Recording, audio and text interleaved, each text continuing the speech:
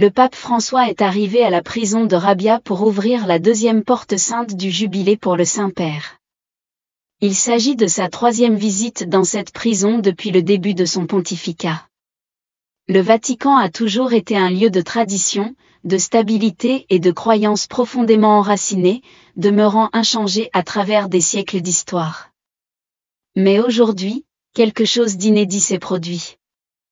Le pape François, un leader connu pour son humilité et sa volonté de remettre en question le statu quo, a pris une décision qui a provoqué une onde de choc au sein de l'Église catholique et au-delà. Ce n'est pas simplement une réforme de plus ou un ajustement doctrinal. C'est une décision si audacieuse, si inattendue, qu'elle a laissé théologiens, dirigeants mondiaux et fidèles du quotidien perplexes, tentant d'en comprendre la portée. Une décision qui pourrait redéfinir la foi et remodeler l'avenir de l'une des institutions les plus anciennes du monde. Et pourtant, derrière les murs du Vatican, la raison de ce choix est claire mais ses implications sont vertigineuses.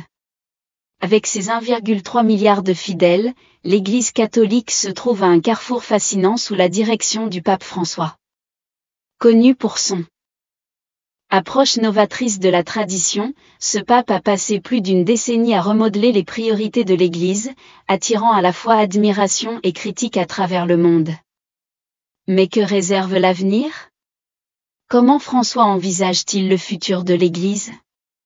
Dès l'instant où le pape François est apparu au balcon de la basilique Saint-Pierre en 2013, sa vision était claire, ce pontificat ne serait pas centré sur le prestige, mais sur les personnes. Il a choisi l'humilité plutôt que la grandeur, préférant vivre dans une modeste résidence d'hôte plutôt que dans l'opulent palais apostolique. Ce choix n'était pas qu'un symbole, il donnait le ton d'un pontificat ancré dans la simplicité et le service. La direction du pape François repose sur 3 thèmes centraux, l'inclusivité, l'humilité et l'attention aux marginalisés. Ses efforts pour accueillir des personnes de tous horizons, qu'elles soient pauvres, déplacées ou exclues par l'Église, marquent une rupture profonde avec la tradition. Prenons par exemple ses déclarations sur les personnes LGBTQ+. Si la position doctrinale de l'Église n'a pas changé, ses paroles, qui suis-je pour juger ? Ont apporté un sentiment d'ouverture que beaucoup n'avaient jamais ressenti auparavant. Il en va de même pour son plaidoyer en faveur des migrants, ses visites dans des camps de réfugiés et son insistance sur le dialogue interreligieux. Ces gestes ne sont pas de simples actes de bienveillance, ils signalent une Église cherchant à combler les divisions dans un monde de plus en plus fragmenté. Ce changement de ton suffira-t-il à ramener ceux qui se sentent abandonnés par l'Église ? Au-delà de son engagement pour l'inclusivité, le pape François s'est aussi aventuré sur des terrains sociétaux qui dépassent largement le cadre de l'Église. Son encyclique Laudato Si est un document révolutionnaire qui a repositionné le changement climatique comme une question morale, exhortant les catholiques et le monde entier à prendre soin de notre maison commune.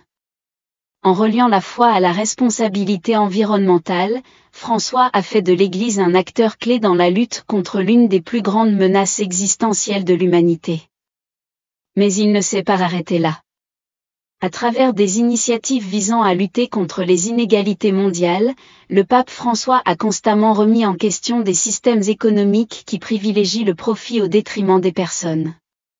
Ces critiques virulentes du capitalisme débridé ont suscité des débats non seulement au sein de l'Église, mais aussi parmi les dirigeants du monde entier. Toutefois, ces positions progressistes n'ont pas manqué de provoquer des réactions. Les critiques, notamment parmi les factions conservatrices de l'Église, craignent que l'approche du pape François ne s'éloigne trop des enseignements traditionnels. Cette tension entre tradition et réforme est l'un des éléments les plus marquants de son pontificat. Mais voici la question essentielle, le pape François peut-il innover sans rompre avec les traditions séculaires de l'Église ? C'est un exercice d'équilibre périlleux comme nul autre. Si les réformes du pape François font sensation, elles interviennent à un moment où l'Église est confrontée à d'immenses défis. L'un des plus pressants est le déclin de la fréquentation, en particulier en Europe et en Amérique du Nord. De nombreux jeunes perçoivent la religion comme dépassée ou déconnectée de leur réalité, creusant un fossé grandissant entre l'Église et le monde moderne.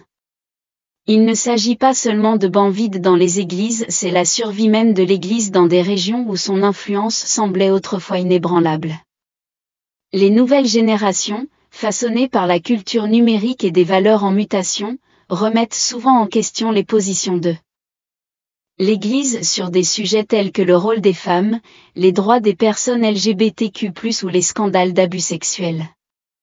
Et pourtant, le pape François ne semble pas craindre d'affronter ces critiques de front. Dans un monde où les institutions sont souvent rigides, sa volonté d'écouter et de s'adapter le distingue. Mais cela suffira-t-il ? Que se passe-t-il lorsque des siècles de tradition entrent en collision avec un monde en mutation rapide ? La réponse pourrait façonner non seulement l'Église, mais aussi le cours de l'histoire. Le pape François a clairement exprimé qu'il ne cherche pas à démanteler les traditions de l'Église, mais à les rendre pertinentes pour le monde d'aujourd'hui. Il prône une Église plus synodale, un terme signifiant « marcher ensemble », où les décisions sont prises collectivement plutôt que dictées d'en haut. Ce changement, bien que subtil, pourrait inaugurer une nouvelle ère de gouvernance, favorisant un sentiment de mission partagée entre le clergé et les laïcs. Cependant, ses détracteurs estiment que cette approche risque d'affaiblir les enseignements fondamentaux de l'Église.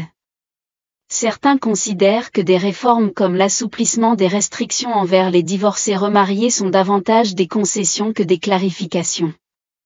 Mais le pape François semble déterminé.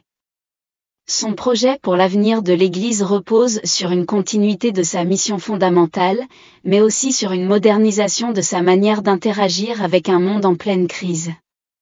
Que ce soit par l'adoption des outils de communication modernes ou par son engagement en faveur de la justice sociale, François imagine une Église à la fois inébranlable et réactive. Ce mélange d'ancien et de nouveau peut-il insuffler une nouvelle vitalité à l'Église ? Ou ne fera-t-il qu'exacerber les divisions déjà existantes ? Alors que le pape François approche de sa 11e année de pontificat, l'avenir de l'Église catholique reste en jeu. L'héritage du pape François est déjà monumental, et pourtant, l'avenir qu'il envisage est encore en train de se dessiner. L'un des défis les plus pressants est d'assurer que la direction de l'Église reflète ses valeurs d'humilité et d'ouverture. Les spéculations vont bon train quant à son successeur et à la question de savoir si ce dernier poursuivra la voie des réformes. Mais la vision du pape François dépasse la simple figure d'un chef, il s'agit de créer une Église qui ne se contente pas de prêcher, mais qui agit. Une Église qui se tient aux côtés des opprimés, qui écoute les sans-voix et qui cherche l'unité dans un monde de plus en plus divisé. De la lutte contre le changement climatique au dialogue interreligieux, son approche montre une Église qui ne se retire pas des problèmes du monde, mais qui s'y engage pleinement. Alors que l'Église s'avance vers des territoires inconnus, une question demeure, saura-t-elle relever les défis d'une nouvelle ère ou succombera-t-elle sous le poids de son propre passé ? Malgré les défis, la vision du pape François pour l'Église catholique est avant tout une vision d'espérance. Il croit en une Église qui reflète les enseignements du Christ, non seulement à travers la doctrine, mais aussi par l'action.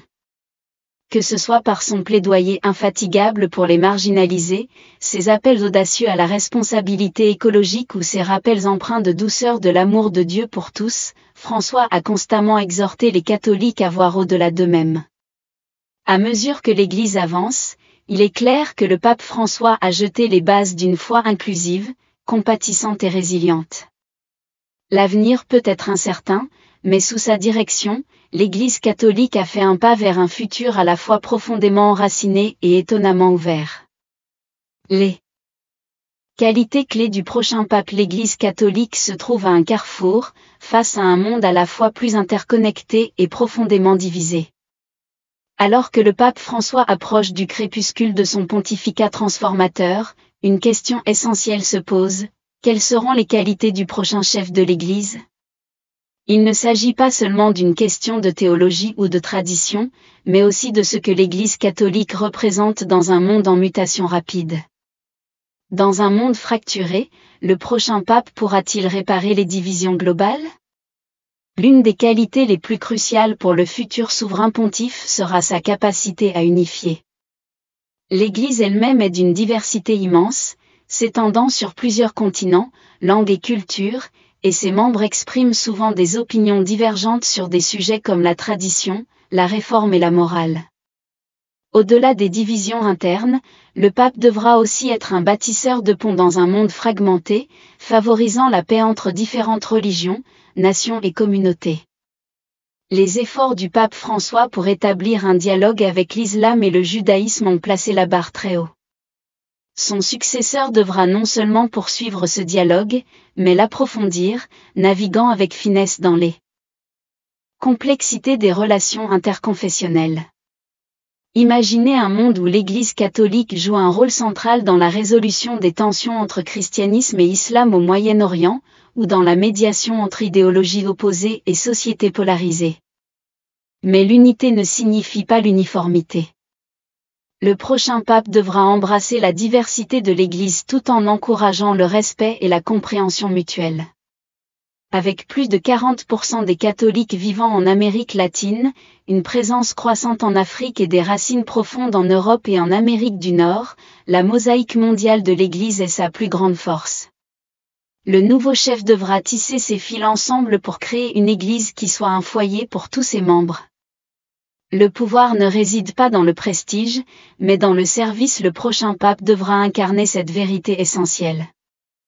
L'humilité est devenue la marque de fabrique du leadership du pape François, du choix de vivre dans une maison d'hôte modeste au Vatican au lavage des pieds des prisonniers, il a redéfini ce que signifie diriger. Son successeur devra poursuivre cet esprit de service, veillant à ce que l'Église reste un refuge pour les marginalisés et une source de réconfort pour ceux qui souffrent. Il ne s'agit pas seulement de gestes symboliques, mais d'un lien authentique avec les gens. Le prochain pape devra être capable d'entrer dans un camp de réfugiés et d'écouter, pas seulement de parler. Il devra voir la souffrance des pauvres non pas comme un problème lointain, mais comme un appel à l'action immédiate. L'élément pastoral du rôle papal est tout aussi vital. Les catholiques du monde entier se tournent vers le pape non seulement pour des conseils spirituels, mais aussi pour des orientations sur la façon de faire face aux défis de la vie quotidienne. Le futur leader devra être accessible, empathique et profondément en phase avec les joies et les luttes des gens ordinaires. Il devra incarner une forme de leadership qui ne cherche pas à dominer, mais à cheminer aux côtés des fidèles. L'avenir de l'Église se trouve là où la foi grandit le plus vite. Le prochain pape devra-t-il embrasser ce changement? Le Sud global englobant l'Afrique, l'Amérique latine et certaines parties de l'Asie est désormais le cœur battant du catholicisme. Avec des communautés dynamiques et un nombre de fidèles en augmentation, ces régions représentent le plus grand espoir de l'Église pour l'avenir. Et pourtant, elles ont souvent été négligées au profit des centres de pouvoir traditionnels européens. Cela doit changer. Le prochain pape devra activement donner une voix à ces régions et s'assurer qu'elles occupent une place centrale dans la prise de décision de l'Église. L'Afrique, par exemple, abrite certaines des populations catholiques à la croissance la plus rapide, avec des congrégations vibrantes et un clergé jeune et passionné. L'Amérique latine demeure un bastion du catholicisme, mais elle fait face aux défis croissants du sécularisme et de la montée des mouvements évangéliques. En Asie, notamment aux Philippines et en Inde, la foi prospère malgré un environnement religieux et culturel pluraliste.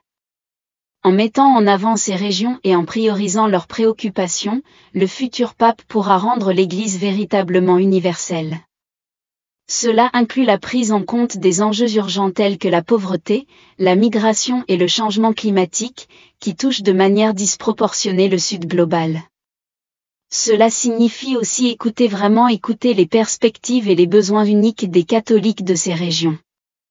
Le pouvoir symbolique d'élire un pape issu du Sud global ne peut être sous-estimé. Cela marquerait un tournant profond, reconnaissant que l'Église catholique n'est plus une institution exclusivement européenne, mais une Église universelle. Les chefs religieux du monde entier, comme le cardinal Luis Antonio Tagle des Philippines et le cardinal Peter Turkson du Ghana, incarnent cette vision inclusive, faisant d'eux des candidats sérieux à la succession. Si le prochain pape venait du Sud global, cela pourrait redéfinir l'identité du catholicisme pour les générations à venir. Les trois principaux candidats à la succession. La question de savoir qui succédera au pape François suscite la curiosité non seulement au sein de l'Église catholique, mais aussi dans le monde entier. Entre les murmures dans les couloirs du Vatican et les spéculations qui s'intensifient aussi bien dans les cercles religieux que séculiers, trois noms reviennent constamment. Chacun de ces cardinaux incarne une vision unique pour l'avenir de l'Église, leurs forces et leurs défis façonnant ce qui pourrait être une ère monumentale à venir. Le cardinal Pietro Parolin. Le premier candidat est le cardinal Pietro Parolin, souvent décrit comme le Premier ministre du Vatican.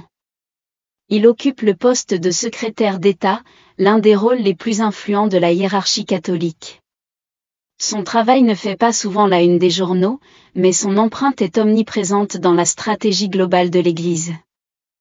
Connu pour sa diplomatie discrète mais efficace, Parolin a été à l'avant-garde des efforts du Vatican pour promouvoir la paix et défendre la liberté religieuse à travers le monde. L'un de ses accomplissements les plus médiatisés est l'accord controversé entre le Vatican et la Chine, un accord historique visant à réconcilier l'Église catholique officielle, contrôlée par l'État chinois, avec le Saint-Siège. Cet accord permet aux deux parties d'avoir leur mot à dire dans la nomination des évêques en Chine, une question autrefois hautement conflictuelle. Si certains saluent cet accord comme une avancée vers l'unité, d'autres le critiquent comme un compromis risquant de mettre en péril l'indépendance de l'Église clandestine chinoise. Les points forts de Parolin résidant dans son instinct géopolitique affûté. Il a su naviguer habilement dans des relations complexes avec des puissances mondiales, des États-Unis au Moyen-Orient. Ses efforts pour favoriser le dialogue interreligieux, notamment avec l'islam, démontrent sa capacité à construire des ponts dans un monde de plus en plus polarisé. Son tempérament posé et son souci d'unité en font une figure stable dans des temps agités. Mais la diplomatie seule peut-elle inspirer des fidèles en quête de connexion spirituelle? Ses détracteurs estiment que l'accent mis par Parolin sur la diplomatie pourrait éclipser les dimensions pastorales du rôle pontifical. S'il excelle dans l'arène politique, certains craignent qu'il ne manque de proximité avec les catholiques ordinaires. Toutefois, ses partisans estiment que sa profonde compréhension du rôle mondial de l'Église en fait un choix convaincant dans une époque marquée par des défis internationaux complexes. Le cardinal Luis Antonio Tagle. Le prochain candidat est le cardinal Luis Antonio Tagle, affectueusement surnommé le « Pape François d'Asie ». Rayonnant de chaleur et d'humilité, il incarne un leadership qui attire naturellement les gens. De ses modestes origines aux Philippines à son rôle actuel à la tête de Caritas Internationali, le bras humanitaire mondial de l'Église, Tagle représente un modèle de proximité et de service. Son attachement aux marginalisés est tangible. Ayant grandi dans un pays marqué par une pauvreté généralisée, il a été témoin des luttes des plus démunis. Cette expérience façonne son ministère, qui donne la priorité aux pauvres, aux sans-abri et à ceux qui vivent en marge de la société. En tant qu'archevêque de Manille, Tagle ne s'est pas contenté de prêcher le service, il l'a incarné. Du lavage des pieds des démunis à la distribution d'aide lors de catastrophes naturelles, il a rendu le message évangélique d'amour et d'humilité concret et palpable. Mais cette compassion peut-elle compenser un manque de rigueur administrative? L'une des forces majeures de Tagle est sa capacité à interagir avec la jeunesse. À une époque où de nombreux jeunes se sentent déconnectés de la religion, il utilise son accessibilité et son humour pour combler le fossé. Son usage des technologies modernes, y compris les réseaux sociaux, lui permet d'atteindre les nouvelles générations d'une manière que peu de chefs religieux ont su exploiter. Malgré son attrait mondial, certains s'interrogent sur sa capacité à gérer la bureaucratie complexe du Vatican. Ses détracteurs doutent qu'il puisse diriger efficacement une institution aussi vaste que l'Église catholique. Mais ses partisans estiment que son approche visionnaire et inclusive pourrait insuffler un vent de renouveau et d'espoir à une Église qui en a cruellement besoin. Et si le prochain pape était une voix pour la justice, l'égalité et le Sud global? Le cardinal Peter Turkson enfin, le cardinal Peter Turkson, originaire du Ghana, représente une possibilité historique, celle d'un pape africain.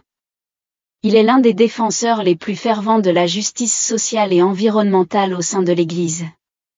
Son leadership repose sur une clarté morale et un engagement en faveur d'un changement systémique. Turkson incarne la perspective du Sud global, où le catholicisme est en pleine expansion. Son élection pourrait entraîner un changement radical des priorités de l'Église et mettre en lumière les défis les plus urgents auxquels sont confrontées les communautés catholiques du monde en développement.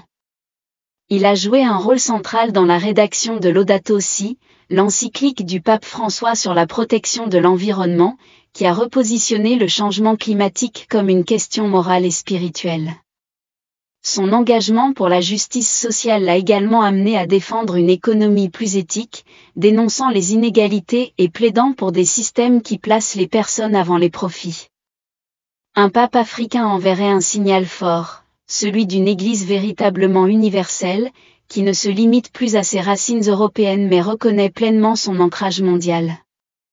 Cependant, certains se demandent si Turkson a l'expérience nécessaire pour naviguer dans la complexité du Vatican. Sa capacité à transformer ses idées en actions concrètes à grande échelle reste une question ouverte. Une Église à l'aube d'une nouvelle ère, quel que soit le choix du prochain pape, une chose est sûre. L'Église catholique est à l'aube d'un tournant historique. Les défis sont nombreux, mais le besoin de renouveau est tout aussi pressant. Que ce soit à travers la diplomatie de Parolin, l'humanité de Tagle ou l'engagement social de Turkson, le successeur du pape François devra faire face à un monde en mutation rapide, tout en préservant l'essence de la foi catholique. L'avenir du catholicisme dépendra non seulement de la personne qui portera la tiare papale, mais aussi de la manière dont elle guidera l'Église à travers les tempêtes et les espoirs du XXIe siècle. Ces contributions ont souligné la responsabilité morale de prendre soin de notre planète, établissant un lien entre les préoccupations écologiques et la mission de l'Église au service des pauvres. La profonde compréhension du cardinal Turkson sur l'impact disproportionné du changement climatique sur les communautés vulnérables témoigne de son engagement à traiter l'intersection entre justice et foi. En tant que premier cardinal ghanéen, le parcours de Turkson est un puissant témoignage de l'expansion de l'influence de l'Église. L'Afrique, avec sa population catholique jeune et dynamique, est une force croissante au sein de l'Église, et le leadership de Turkson pourrait signifier une reconnaissance historique de cette vitalité. Il a constamment défendu les voix des communautés marginalisées, plaidant pour des politiques qui privilégient la dignité humaine plutôt que le profit. Sa détermination discrète est-elle exactement ce dont l'Église a besoin en ce moment? Si le leadership moral de Turkson est largement admiré, il est parfois perçu comme moins charismatique que d'autres prétendants. Son style est plus contemplatif et mesuré, ce que certains critiques interprètent comme un manque de dynamisme. Cependant, ses partisans soutiennent que son alignement stratégique avec la vision du pape François en matière d'inclusivité et de justice fait de lui un successeur naturel. Son insistance sur l'écoute, la collaboration et l'action éthique pourrait guider l'Église vers une nouvelle ère de pertinence mondiale. Un choix crucial pour l'avenir de l'Église alors que l'Église catholique traverse une période de mutation rapide, l'enjeu du choix de son prochain dirigeant est immense. La baisse de la fréquentation, le fossé générationnel et les tensions entre modernité et tradition nécessitent un leader capable d'aborder ces défis avec sagesse et grâce. Chacun de ces cardinaux Parolin, Tagle et Turkson propose une voie unique pour l'avenir. La diplomatie de Parolin pourrait stabiliser l'Église dans un monde de plus en plus fragmenté. La compassion de Tagle pourrait inspirer une nouvelle génération de catholiques à renouer avec leur foi. La clarté morale de Turkson pourrait positionner l'Église comme un leader mondial en matière de justice sociale et de protection de l'environnement. Mais lequel d'entre eux pourra véritablement rassembler les fidèles à l'échelle mondiale et conduire l'Église vers son prochain chapitre? La réponse reste incertaine. Les spéculations continuent de croître, le pape François lui-même laissant entendre certaines préférences sans donner d'appui officiel. Ce qui est certain, cependant, c'est que le prochain pape héritera d'une Église à la croisée des chemins, où les décisions prises aujourd'hui résonneront pendant des décennies. La course pour succéder au pape François ne se résume pas à savoir qui portera la tiare blanche. C'est une question de vision. S'agira-t-il d'une Église de diplomatie, comme l'envisage Parolin? D'une Église de compassion et d'inclusion, incarnée par Tagle? Ou d'une Église de justice et d'action audacieuse, que défend Turkson? Les réponses pourraient arriver plus tôt que prévu, mais une chose est sûre, l'avenir du catholicisme est en passe d'être transformé. Quel type de leader l'Église a-t-elle besoin aujourd'hui? Lors d'une réunion privée avec des hauts responsables du Vatican, le pape François a parlé ouvertement de ce dont l'Église a besoin pour son prochain dirigeant. Sans aller jusqu'à donner une recommandation officielle, il a loué le cardinal Tagle pour incarner les qualités essentielles à cette période de défi. Les paroles du pape ont semblé profondément personnelles et ont eu un impact significatif. Son admiration pour la capacité de Tagle à se connecter aux gens, en particulier aux jeunes et aux communautés marginalisées, s'est démarquée. François a souligné l'humilité et l'approche pastorale de Tagle, le décrivant comme un leader qui vit véritablement l'Évangile. Il n'est pas surprenant que le pape ait longtemps défendu une vision d'une Église inclusive, compatissante et enracinée dans le service aux plus démunis. En Tagle, il semble voir la continuité de cet héritage. Un cardinal philippin à la tête de l'Église universelle? L'une des observations les plus marquantes du pape François fut son insistance sur l'importance croissante de l'Asie dans l'Église catholique mondiale. En tant que premier cardinal asiatique à émerger comme un candidat sérieux pour le pontificat, Tagle représente un changement profond dans le centre d'influence de l'Église. Alors que le catholicisme connaît une croissance dynamique en Asie, avec des communautés vibrantes et une population jeune, son leadership pourrait marquer le début d'une nouvelle ère d'inclusion et de diversité. Le pape François a reconnu cette transformation en soulignant la capacité unique de Tagle à établir des ponts entre les différentes cultures. Né aux Philippines, un pays où la foi est profondément ancrée dans le tissu social, Tagle porte avec lui les histoires et les luttes de son peuple à travers le monde. Son travail en tant que président de Caritas Internationali, l'organisation caritative mondiale de l'Église, a renforcé sa réputation de défenseur passionné de la justice sociale, de la migration et de la lutte contre la pauvreté. Mais ce n'est pas seulement son travail qui le distingue. Tagle incarne véritablement l'humilité qu'il prêche. Pourquoi Tagle est surnommé le pape François d'Asie? Il n'est pas surprenant que le pape François ait salué l'approche pastorale de Tagle. Connu pour son humilité désarmante et sa proximité avec les gens ordinaires, Tagle a gagné le surnom affectueux de pape François d'Asie. Sa chaleur et son accessibilité en ont fait une figure très aimée, non seulement aux Philippines, mais sur tous les continents. Son travail avec les jeunes est particulièrement remarquable. À une époque où de nombreux jeunes catholiques se sentent déconnectés de l'Église, Tagle a su briser cette barrière. Son utilisation des médias sociaux et des outils de communication modernes lui permet de toucher une génération en quête d'authenticité et d'engagement. Ses messages sincères, souvent teintés d'humour et d'histoires personnelles, résonnent avec les jeunes qui recherchent un guide spirituel ancré dans la réalité de leur époque. Son engagement envers les communautés marginalisées est tout aussi puissant. Son ministère, axé sur le service aux pauvres et la lutte contre les inégalités, est un reflet direct de la mission évangélique de l'Église. Que signifie tout cela pour l'avenir de l'Église et des millions de catholiques dans le monde? Un signal fort pour le futur du catholicisme. Les implications des remarques du pape François sont vastes. En mettant en avant Tagle comme un leader d'exception, il façonne la conversation sur sa succession. Ces paroles semblent tracer une feuille de route pour la prochaine ère de l'Église, une Église inclusive, compatissante et tournée vers le monde. Pour les jeunes générations, la montée en puissance de Tagle revêt une signification particulière. À une époque où beaucoup remettent en question la pertinence de la religion dans un monde moderne et rapide, sa capacité à engager la jeunesse et à répondre à leurs aspirations pourrait redonner un souffle nouveau à l'Église. Pour les communautés marginalisées, Tagle représente l'espoir et la solidarité.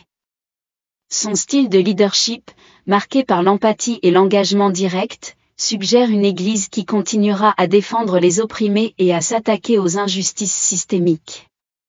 Vers une Église véritablement universelle en mettant en avant un dirigeant issu du Sud global, le pape François embrasse une vision plus inclusive du catholicisme, en phase avec sa diversité croissante. Avec l'Église en plein essor en Asie, en Afrique et en Amérique latine, cette transition souligne la nécessité d'un leadership qui résonne avec ces communautés dynamiques. La capacité de Tagle à toucher à la fois les fidèles locaux et les audiences mondiales le positionnent comme un choix naturel pour guider l'Église vers son avenir. Vers le prochain chapitre de l'Église, le leadership du prochain pape ne marquera pas seulement une étape symbolique, mais pourrait aussi apporter un regard neuf sur des défis de longue date. Le choix final reste incertain, mais le pape François vient-il de nous indiquer la voie vers l'avenir ? Bien que ces commentaires ne constituent pas une déclaration officielle, leur portée symbolique est immense. Ces paroles ont déjà suscité une vague de spéculations et de débats sur l'orientation future de l'Église. Pour beaucoup, le cardinal Tagle incarne le meilleur de la vision du pape François, une Église humble mais audacieuse, inclusive tout en restant profondément enracinée dans ses traditions. Alors que les catholiques du monde entier attendent de nouveaux développements, une chose est certaine, les réflexions franches du pape François ont posé les bases de l'un des débats les plus cruciaux de l'histoire moderne de l'Église. Que Tagle devienne ou non le prochain pape, son exemple et les valeurs qu'il défend offrent une vision inspirante pour l'avenir du leadership catholique. Et vous, êtes-vous d'accord avec le choix du pape François? Ou bien pensez-vous qu'un autre leader pourrait émerger pour relever ce défi? Le monde entier a les yeux rivés sur cette élection à venir, et l'histoire est loin d'être terminée.